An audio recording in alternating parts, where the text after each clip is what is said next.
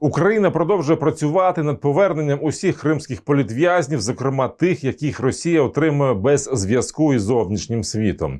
Окремих посередників саме щодо представників кримсько-татарського народу немає. Однак їхні прізвища включені до загальних списків цивільних заручників, які Україна передає країнам-посередникам. Про таке заявив уповноважений Верховної Ради України з прав людини Дмитро Лубенець, відповідаючи на питання Криммедіа. Детальніше, про яку кількість людей йдеться, в яких умовах вони знаходяться, що заважає їх успішному визволенню. Поговоримо з гостею нашої студії. Це голова управління Центру прав людини «Зміна» Тетяна Печончик. Пані Тетяна, вітаю. Доброго дня. Давайте спочатку з'ясуємо, кого Україна вважає кримськими політв'язнями, про яку кількість людей йдеться. Я не знаю, про кого говорить Україна або влада, але можу сказати, кого називають правозахисники політичними в'язнями.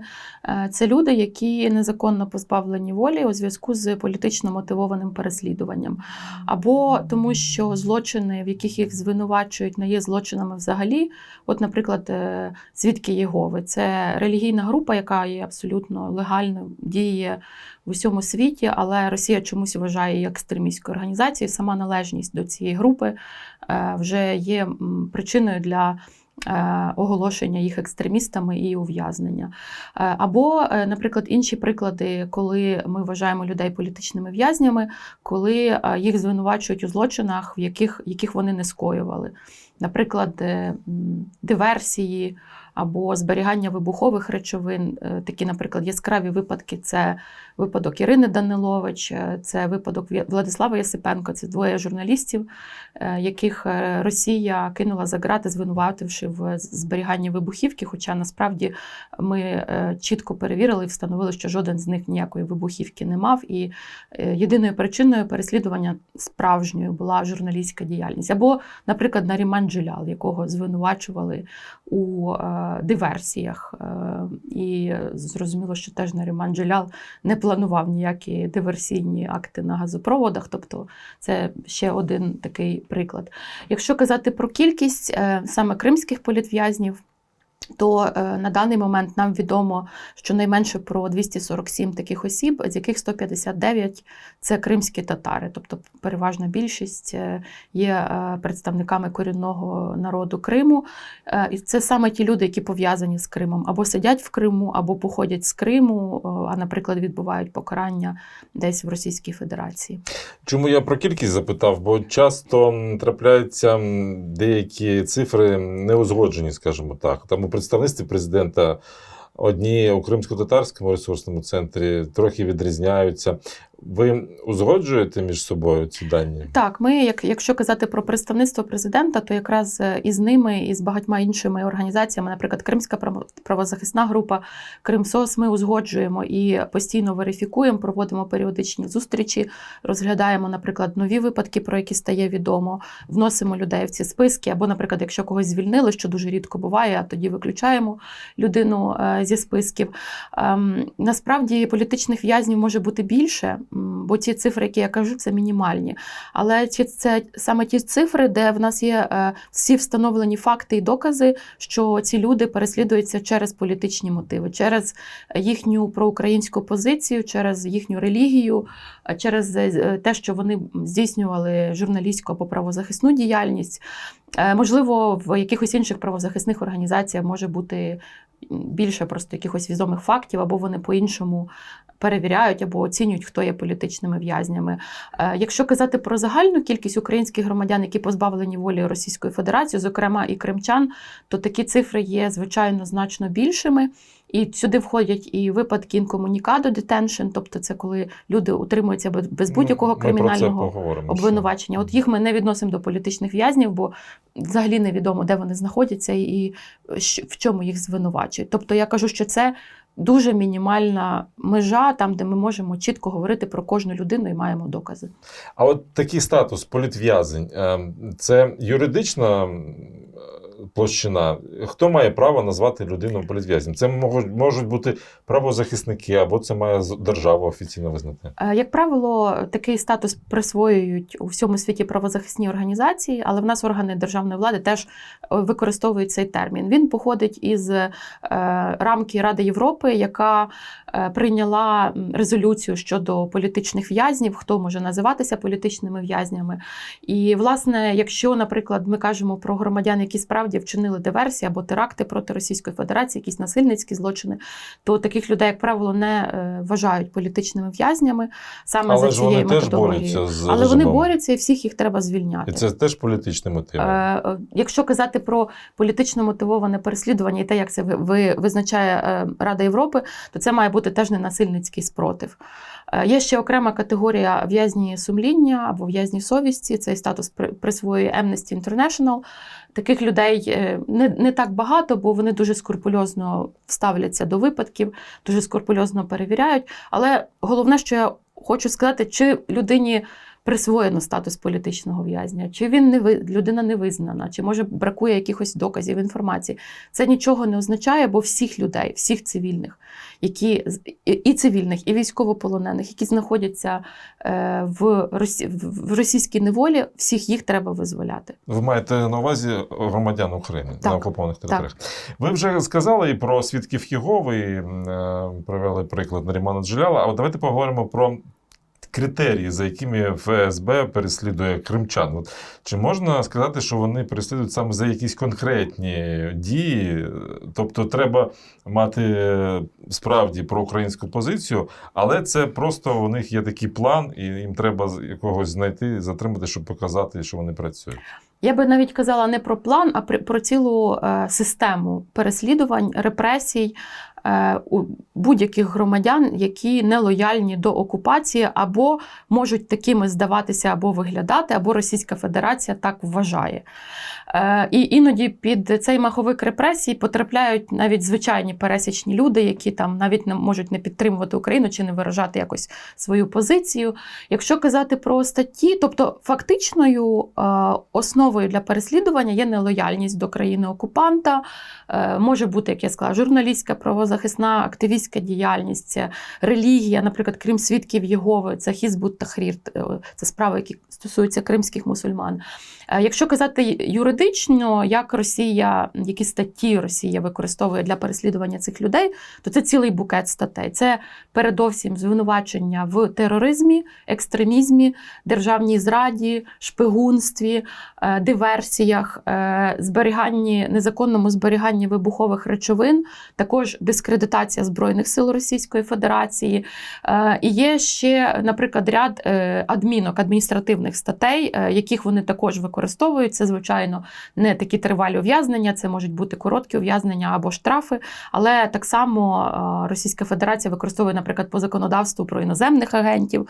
Наприклад, якщо не промаркувати, людина визнана іноземним агентом, але не промаркувала свій матеріал, її можуть переслідувати, або теж так само дискредитація Збройних сил Російської Федерації, також певні заклики до санкцій проти Російської Федерації. Тобто там дуже широкий набір інструментарію, як вони це оформлюють юридично. При цьому вони використовують кримінальні статті.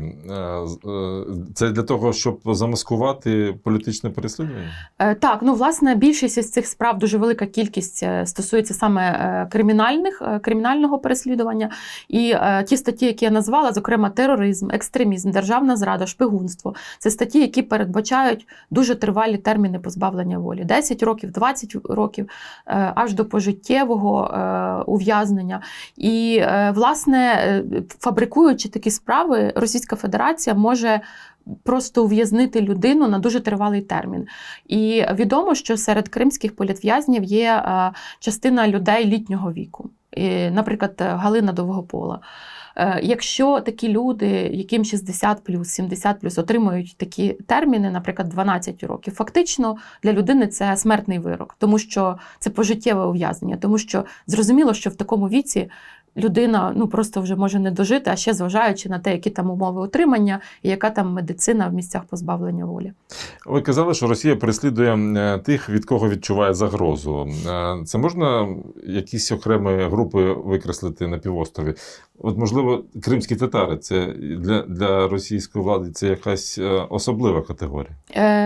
Так, справді, як ми бачимо, і навіть пропорційно в кількісному вимірі переважна більшість політичних в'язнів з Криму – це кримські татари. І більша частина із них переслідується якраз по дуже тяжких статтях. Наприклад, ті, які проходять по справі Хізбут Тахрір, це тероризм, це вироки там 10, 15, 20 років позбавлення волі. Наприклад, свідки Єгови – це екстремізм, це вже менші були статті, там до 6 років, і навіть вже деякі, які були ув'язнені ще до повномасштабного вторгнення, відсиділи свої строки і вийшли.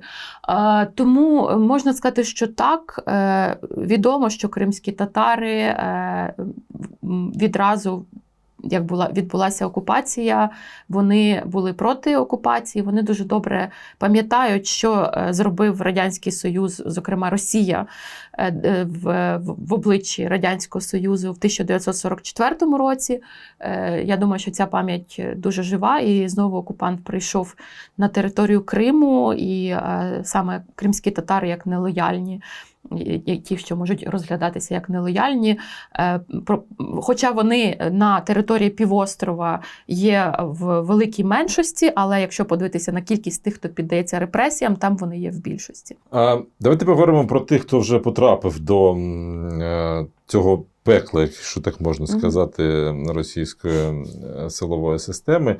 Який вплив відбувається на затриманих? Що з ними відбувається там під час так званих кримінальних проваджень або судових засідань? По-перше, частина людей не відразу і перебуває в тому якомусь юридичному статусі. Тобто буває так, що людей просто тримають тривалий час інкомунікадо, без висунення будь-яких юридичних обвинувачень, що є абсолютно заборонено. Тобто не можна людину просто викрасти з вулиці і тримати просто так місяцями або роками. Зокрема, теж була велика кількість людей, яких затримували в Херсонській області, Запорізькій області, переміщували до Криму і тримали там. Видно, їхня система, їм же треба ці справи все-таки фабрикувати, вони ж легісти, і їм треба певна кількість слідчих, прокурорів. Навіть якщо вони їх роблять під кальку, все одно треба готувати ці документи. Коли вони одночасно затримали велику кількість людей, видно, що їх система сама колапсувала, вона не справилася з такою кількістю людей, для яких треба було підшити якісь справи. Тому також тривала багато людей утримувалися в статусі інкомунікадо, що насправді жахливо, бо людина просто зникає з вулиці, і рідні адвокати не можуть її ніде знайти, не знають, чи вона жива. І, як правило, до цих людей найгірше ставлення, це катування, це взагалі позбавлення будь-якого зв'язку із зовнішнім світом. Коли відбувається вже стадія відкриття кримінального провадження або, сказати, фактично фабрикації кримінальної справи, то також там відбуваються численні порушення. Звичайно, це не йде в порівняння ні з якими міжнародними стандартами та навіть із російськими. Відомо про те, що не допускаються незалежні адвокати, і навіть ті адвокати, які продовжують залишатися в Криму, на них теж здійснюється дуже великий тиск, позбавляють ліцензій, так само їх затримують, штрафують. Людина фактично не має незалежних захисників, які можуть захищати. Ці процедури досить тривалі, люди отримують тривалі терміни. І одна із теж найбільш жахливих речей, що окрім катувань, вони також позбавлені нормальної медичної допомоги. Їм не надається лікування, навіть ті ліки, які намагаються передавати рідні, дуже часто адміністрація місць позбавлення волі відмовляється передавати ці ліки. Тобто це дуже сильно погіршує становище цих людей і шанси на те, що вони взагалі вийдуть звідти живими. От у нас є приклад з Кримською солідарністю, тобто адвокатів цієї організації, які це якраз незалежні юристи, які займаються цими політичними справами кримських політв'язнів, і вони були визнані російською владою іноагентами. Як це вплине на правозахисну ситуацію на півострові? Бо, здається, це майже єдині адвокати, які займаються цими справами. Я можу помилятися. Справді, окрім застосування цих кримінальних інструментів, Російська Федерація також використовує дуже широку палітру інших способів тиску, і один із них це саме є оце маркування визнання іноземним агентом. Ще раніше іноземною агенткою була, зокрема, визнана Лутфіє Зудієва, активістка, правозахисниця з Кримської солідарності, а тепер іноземним агентом визнали саму Кримську солідарність, хоч і це не є ніяка юридична особа, а також ще додатково окремих представників Кримської солідарності, зокрема адвокатів. Це робиться для того, щоб закрити їм рота, хоча, в принципі, починаючи з 22-го року, інструмент репресій проти адвокатів був настільки широким, що вони вже перестали публічно коментувати справи. Тобто раніше адвокати були тими, хто принаймні, так, вони не могли домогтися виправдувальних вироків, звичайно, в тій системі, але вони надавали розголосу ситуації, що відбувається з їхніми клієнтами. То після 22-го року, після того, як були обшуки в адвокатів, як частину адвокатів позбавили взагалі ліцензії і можливостей займатися адвокатською діяльністю, штрафів, вони... Навіть арештів, так, були арешти, то вони взагалі перестали публічно дуже переважно коментувати, або роблять це набагато рідше, ніж робили це.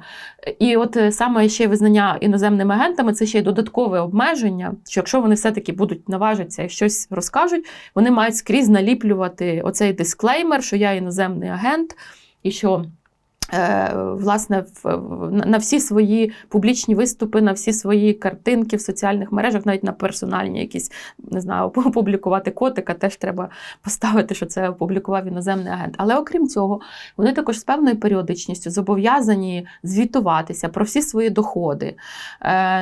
І на них, за ними встановлюється дуже пильний нагляд.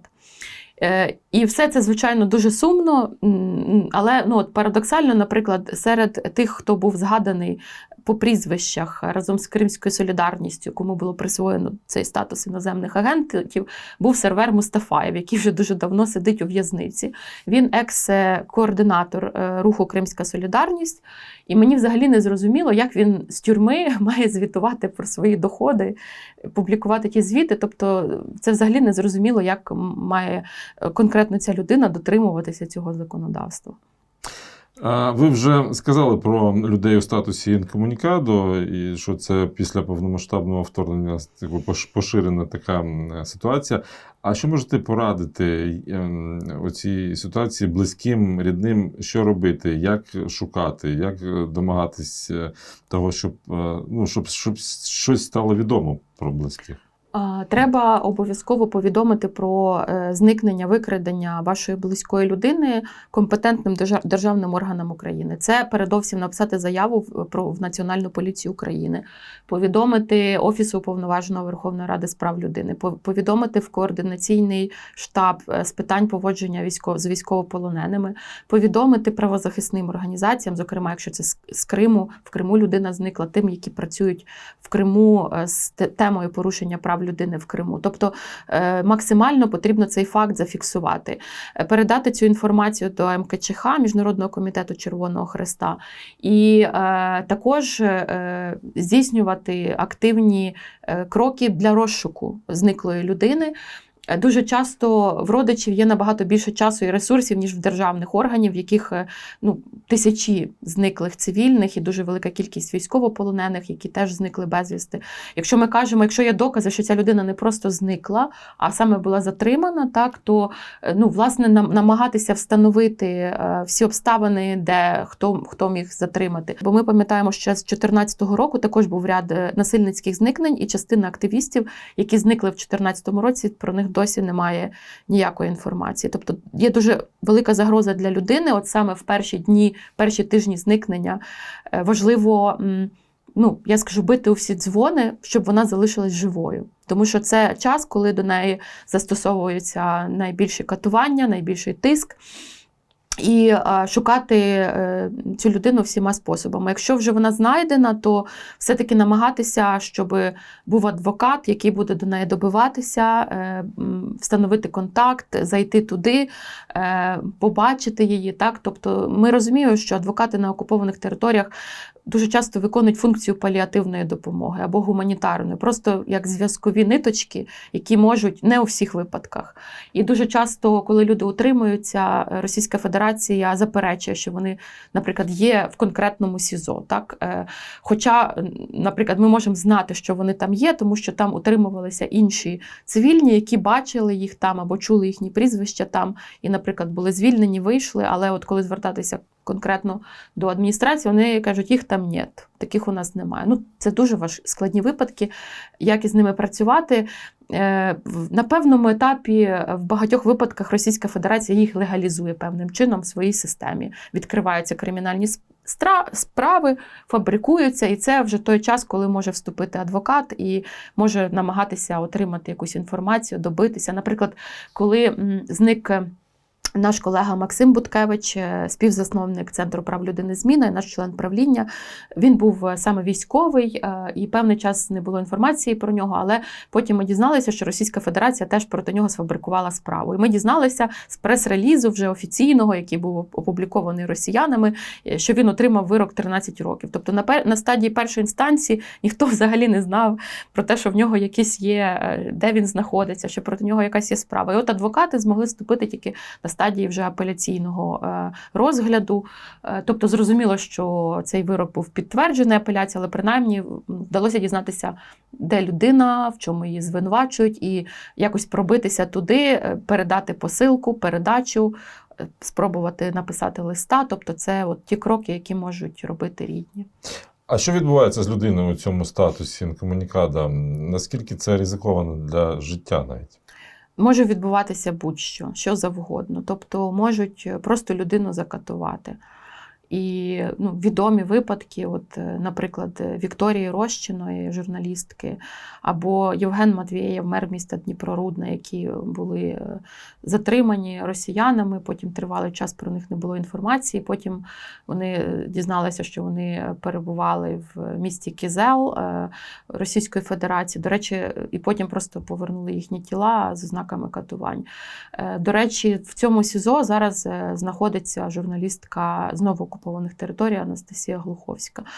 Це дуже небезпечний статус, і потрібно намагатися повідомити інформацію про незаконне затримання, насильницьке зникнення людини у всі національні і міжнародні механізми і просити їх добиватися, шукати інформацію про людину, і також і через правозахисні організації, і шукати самостійно. І можна звертатися до різних ООНівських механізмів. Наприклад, є робоча група ООН з насильницьких зникнень. Можна повідомляти інформацію про зниклу людину. Якщо є інформація, що вона була затримана представниками силових служб, правоохоронних органів або армії Російської Федерації, будь-якими агентами Росії, можна повідомляти в цю робочу групу, вони надсилають комунікації до Російської Федерації, питають в уряду Росії, що ми знаємо, що така людина була затримана вашою стороною, дайте інформацію, де вона.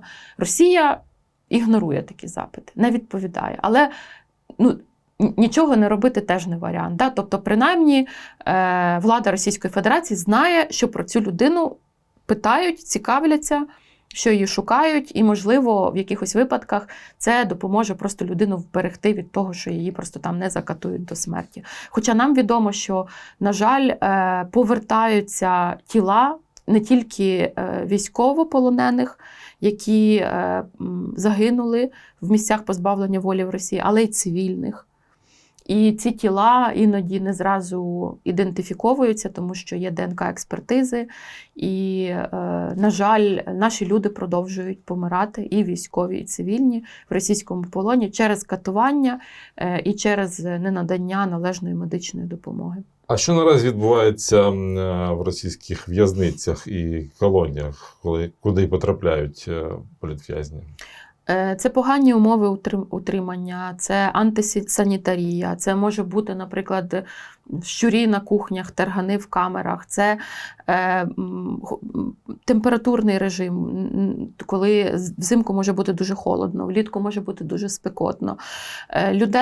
Над людьми можуть ще й використовуючи все це, ще й додатково знущатися. Наприклад, от про Ірину Данилович ми знаємо, що дуже часто вона перебуває в жіночій колонії міста Зеленокумськ Російської Федерації, що, наприклад, жінок іноді просто примушують годинами стояти на плацу в колонії, і це може бути під дощем, або коли дуже холодно, або коли просто спекотно і під палючим сонцем. Буває теж те, що ми звемо невидимими катуваннями або катування без сліду. Це, наприклад, коли не вимикається світло, коли люди сплять постійно з вімкненим світлом, або шумове забруднення, коли вони постійно змушені слухати гучну музику, там якісь російські патріотичні пісні. Так? І з Іриною Данилович ця ситуація особливо загострена, адже через те, що коли вона ще знаходилася в СІЗО Сімферополя, там було холодно, вона захворіла, в неї розвинувся отит, і вона втратила слух на одне вухо, і вона постійно відчуває дуже сильні головні болі. І болі в вусі – це теж нестерпний біль. І коли вона ще змушена слухати цю гучну музику, це дуже сильно впливає на її психологічний стан. Також це неналежне харчування, яке не витримує якоїсь калорійності мінімальної, коли немає фруктів або овочів. Ми пам'ятаємо наших звільнених військовополонених, які яблука не бачили там роками. Так?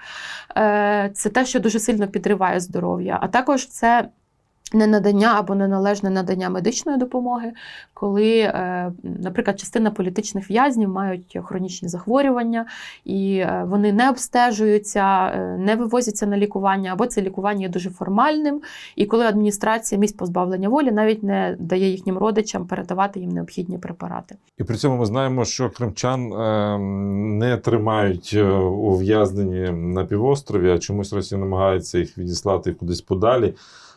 Для чого це робиться? Це робиться для того, щоб розірвати будь-які зв'язки з родинами і адвокатами, і щоб людині було набагато важче взагалі повідомити якусь інформацію, що з нею відбувається.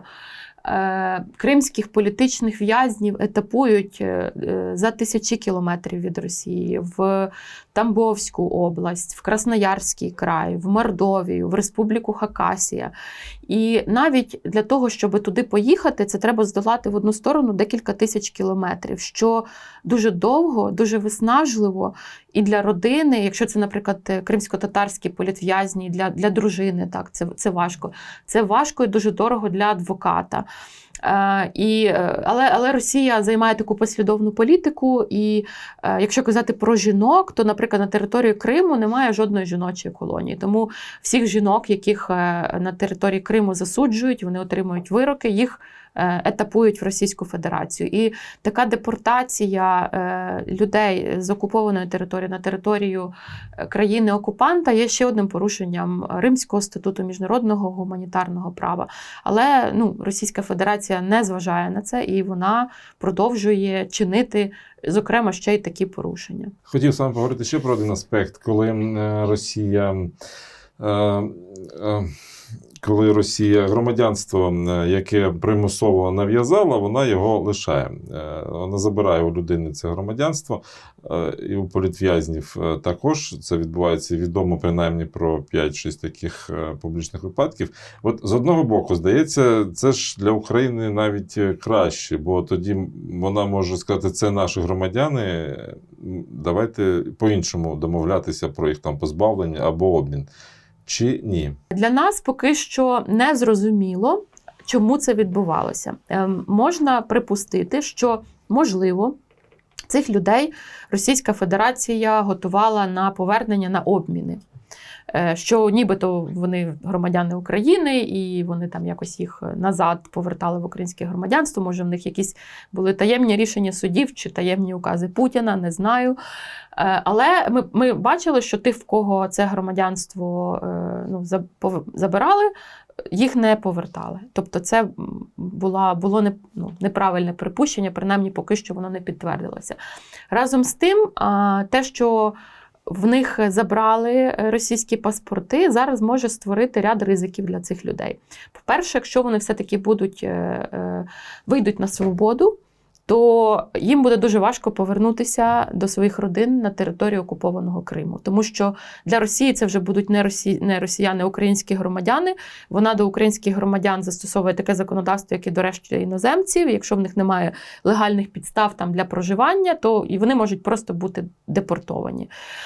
По-друге, якщо це вони позбавлені російського цього нав'язаного окупаційного громадянства, в них тоді можна набагато легше, наприклад, забрати майно, власність, землю. Тобто там є ряд випадків, коли вони відбирають це в тих, хто не є громадянами Російської Федерації. Тобто певним чином це робить також цих людей більш вразливими, але, звичайно, ми будемо слідкувати за тим, як ця ситуація буде розвиватися і чи це стане якимось більш масовим явищем, коли Російська Федерація почне забирати це громадянство в інших кримських політичних в'язнів. Для цих людей, до речі, в яких відібрали вже російське громадянство, коли їх випустять, це теж якраз станеться цей ризик. Це ще один із ризиків, що вони потраплять у ці міграційні центри МВС РФ і можуть утримуватися там знову досить таки тривалий час. Ми знаємо, що там люди можуть сидіти і по 6 місяців. І це складно, тому що в них немає, наприклад, на руках українських паспортів, в них немає жодних документів, в них немає російського паспорта, в них немає жодного документа, яким чином вони зможуть покинути взагалі територію Російської Федерації. Тому це може значно ускладнити їм навіть процес повернення додому, якщо це в Крим, а після того, як вони повернуться, то постане питання, а як вони там можуть жити, так, якщо в них немає там ніяких підстав, як іноземцям проживати постійно на території окупованого Криму, яких Росія вважає іноземцям. А давайте поговоримо ще про такий момент, як перспективи звільнення або обміну кримських бранців. Ми вже говорили про ці кейси. Це Наріман Джелял, кого вдалося повернути з полону. Це Владислав Єсипенко, фрілансер Радіо Свобода. Це Лінія Умєрова, кримчанка, яка поїхала до Криму навідати батька і там звинувачили теж у тероризмі. Тобто можна порахувати на пальцях однієї руки. Чому так важко це відбувається? Справді, ці випадки, які ви згадали, вони одиничні. І поки Україна бореться за звільнення наших людей, і вони звільняють там когось одного, двох, трьох, то в цей же час вони можуть посадити ще декілька сотень. Тобто це дуже і дуже складний процес. І, до речі, ви згадали про Владислава Єсипенка. Його звільнили, але його звільнили не в процесі обміну, а тому, що він відсидів свій строк. Тобто це просто людина фактично скажімо, їй не була обміняна або якісь інші механізми. Звичайно, окупанти могли йому накинути ще й інші статті. Він міг би не вийти і йому би продовжили його термін ще на 5-10 років, як вже ставалося з іншими ув'язненими кримчанами. Тому добре, що він відсидів і вийшов. Але це не так, що це була якась їхня добра воля, чи вони там його відпустили, скоротивши там йому сильно його термін. Про Нарімана Джеляла, Леніє Умєрову говорили дуже багато. Це були кейси, про які йшлося на багатьох міжнародних майданчиках. Це були кейси, до яких була включена турецька сторона, по яких активно працював Меджліс кримсько-татарського народу, правозахисні організації. І, певно, це в якійсь точці дало потрібний результат. Але треба розуміти, що, як я вже сказала, щонайменше 2,5 сотні ще кримчан знаходяться за ґратами в подібних справах, і деякі з них сидять дуже давно. Я так розумію, що ці кейси, про які ми говоримо, це виключення, скоріш, за правило, тому що і по законодавству цивільних не можна обмінювати як військовополонених, і Росія їх вважає своїми громадянами. Але ж які все ж таки є механізми у держави, у правозахисників, крім от про тих, що ми поговорили, політичних, коли є розголос, коли всі про це знають? Ну, власне, просто треба починати з того, що ці люди не мали б сидіти взагалі. Російська Федерація, якщо казати про правову сторону питання, Російська Федерація мала б їх випустити без жодних умов. Тому що просто ці люди не вчинили ніяких злочинів, за які вони мали б сидіти. Але Російська Федерація так не робить, і, відповідно, питання, які ми можемо використовувати інструменти. Ми можемо використовувати всі наявні інструменти в міжнародному праві, але треба розуміти, що міжнародне право, рішення комітетів ООН, рішення Європейського суду з прав людини, з якого Росія вийшла, резолюції, декларації, все це є для Росії, навіть якщо це обов'язково до виконання, то немає якоїсь міжнародної поліції або жандармерії, яка прийде і змусить Росію це виконати. І тому це або залишається... рішення Міжнародного уголовного кримінального суду про арешт Путіна. Так, рішення Міжнародного кримінального суду не виконується. Так, там рішення Міжнародного суду ООН, так, там була справа по дискримінації, про те, що має відновитися діяльність Меджлісу кримсько-татарського народу, що має бути освіта українською мовою в Криму, не виконується. Тобто це рішення міжнародних судів, що може бути ще вище і сильніше, ніж обов'язкові до виконання рішення міжнародних судів. Але Росія їх не виконує. І немає когось, ну, крім, я не знаю, питань ведення війни, військового, так, тобто, але зрозуміло, що Україна і Російська Федерація не є в паритетних військових умовах.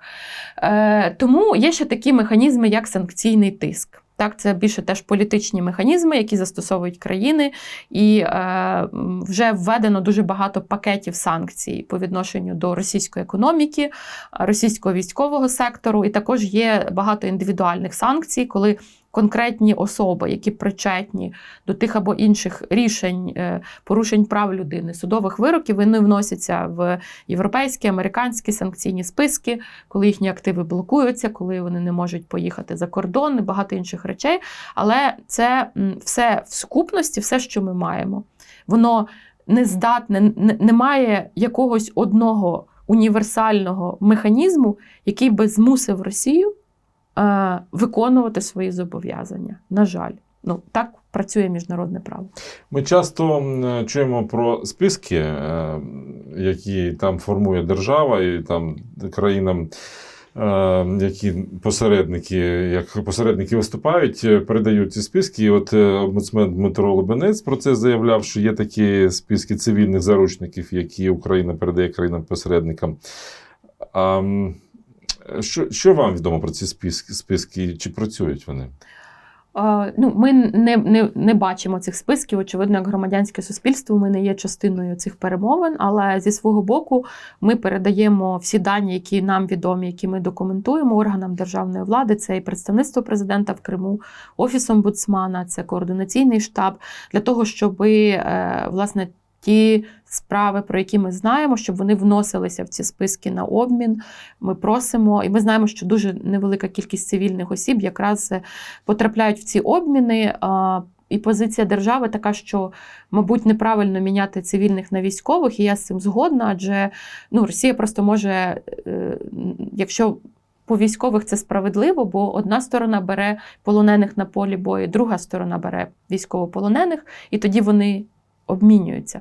То цивільних, яких живе декілька мільйонів на окупованих територіях, Росія може нагребти безкінечно. І, звичайно, що це і не передбачено міжнародним правом, і ніякими статтями і конвенціями, що можна міняти військових на цивільних.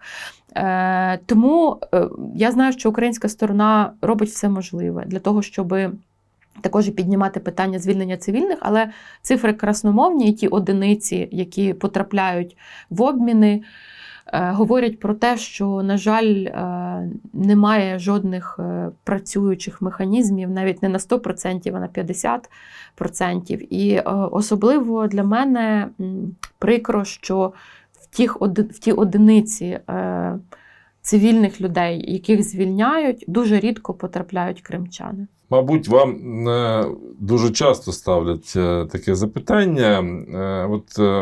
Як повернути бранців, якщо ці міжнародні правомеханізми не працюють? Що треба зробити? Якби я знала відповідь на це питання, то, мабуть, і був якийсь механізм, який можна було використати, щоб гарантовано повернути цивільну людину, цивільного обранця, політичного в'язня, то, мабуть, ми б його всі використовували. Так? Тобто немає відповіді на це питання універсальної, але, як для мене, то важливо стукати всі двері, використовувати всі механізми. І ми знаємо випадки, коли після того, як дуже багато людей в Україні, в різних країнах світу говорили в унісон, то людей звільняли. Ми згадували Леніє Умерову, згадували Нарімана Джеляла, Максим Буткевич є ще одним таким випадком. Є інші випадки, але це теж не універсальний, бо є політичні в'язні, про яких говорять всі і скрізь, але їх все одно не звільняють. Тобто це виглядає, не знаю, на кінець інтерв'ю так трохи безнадійно, так, немає якоїсь універсальної поради, що сказати, але я вважаю, що треба використовувати всі механізми. Треба використовувати правові механізми, намагатися знайти адвоката, щоб був доступ до людини, щоб їй надавалась правова допомога, правовий захист на окупованій території або на території Росії. Працювати, щоб випадок позбавлення волі цієї людини, її викрадення, катувань, незаконного судового вироку розслідували українські органи влади для того, щоб встановлювали, хто в цьому винен, і щоб вони отримували свої вироки навіть заочні. Звертатися всі існуючі міжнародні механізми, навіть якими б неефективними вони не були, все одно в нас інших немає. Тобто звертатися в Міжнародний комітет Червоного Хреста, звертатися в робочу групу ООН з насильницьких зникнень, звертатися в комітет ООН проти катувань, в комітет ООН з прав людини.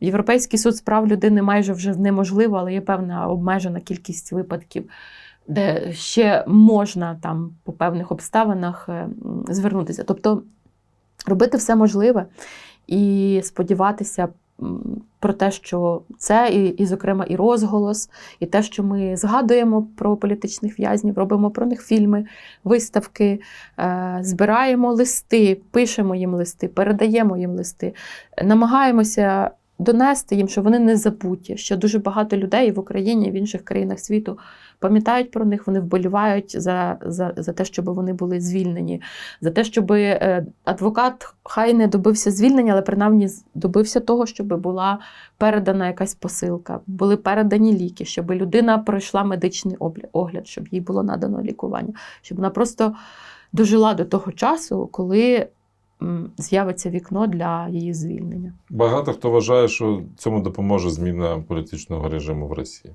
Так, це, очевидно, мабуть, якщо казати про те, що буде найкращим і найбільш дієвим способом, це деокупація Криму, але навіть не стільки сама по собі деокупація Криму, як те, що буде слідувати за цим, це повалення чинного російського режиму. І ми розуміємо, що в Російській Федерації можуть бути різні сценарії, може прийти такий самий авторитарний лідер, використовувати і бути готовим, якщо з'явиться таке вікно, саме для масового звільнення людей. Саме тому так важливо, я кажу, встановлювати і документувати, тому що Росія утримує тисячі наших людей. І якщо з'явиться якийсь політичний момент, чи для закінчення війни, чи для замороження війни, чи відбудуться якісь події в Російській Федерації, внутрішній якийсь заколот. Треба бути готовим до цього моменту, треба знати, де сидять наші люди, хто де знаходиться. І треба, бо я дуже боюся, що, я казала про ті випадки, які нам відомі, але я думаю, що дуже багато випадків нам невідомі, і, можливо, і невідомі державним органам. Просто може бути так, що будуть люди, яких ніхто не знайде. І навіть якщо відбудуться якісь драматичні події в Росії, ці люди не вийдуть. Дякую. Дякую. Дякую вам.